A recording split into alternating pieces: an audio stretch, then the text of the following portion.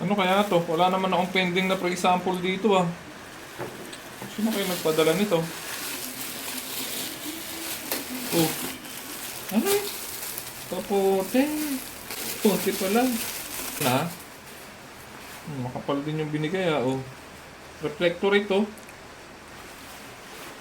Okay. Sakto ah. Diba? Oh. Tapos naka-silver na siya. Mas maganda. Yun oh. Saka maganda yung pagkakatahi niya oh. Makapal.